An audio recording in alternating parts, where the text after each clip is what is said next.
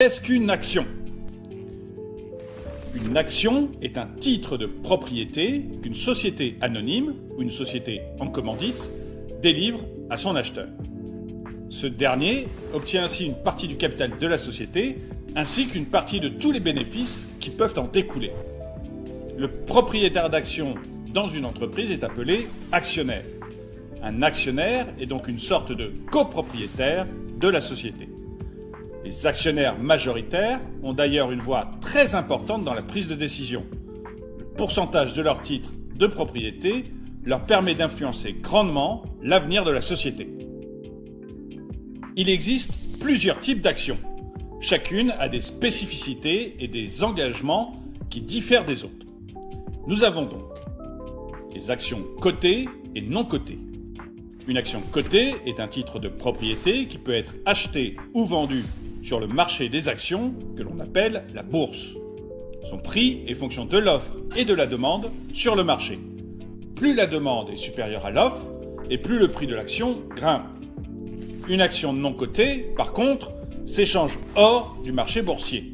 En effet, son prix est négocié entre l'entreprise et l'investisseur.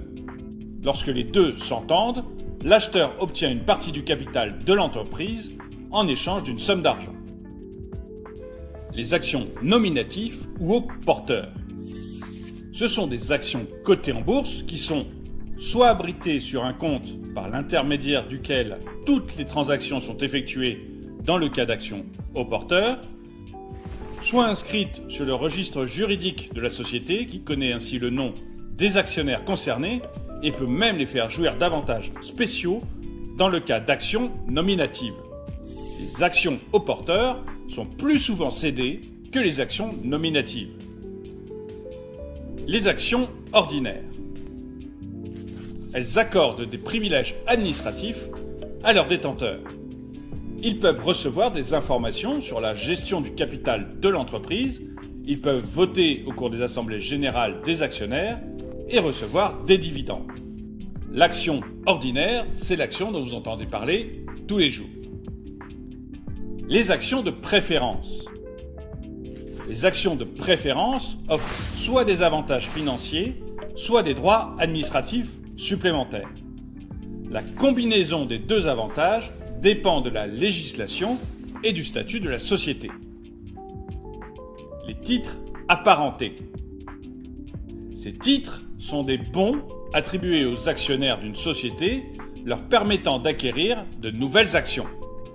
Ils sont cotés en bourse comme des actions ordinaires pendant une période bien définie. Les actions à bons de souscription d'actions, par exemple, sont cotées en compagnie de titres apparentés lorsqu'une entreprise augmente son capital.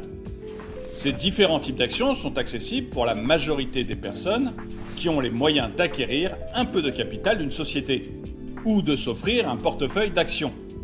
Mais pour en acquérir une, il est important de suivre certaines étapes. Prenons un exemple. Pour illustrer cette procédure, nous prendrons l'exemple de Linda. Elle est enseignante depuis 5 ans et a épargné un peu de son revenu. Elle décide donc de le faire fructifier en achetant des actions. Elle choisit de s'inscrire auprès d'un courtier en ligne car il offre un plus grand choix de supports d'investissement.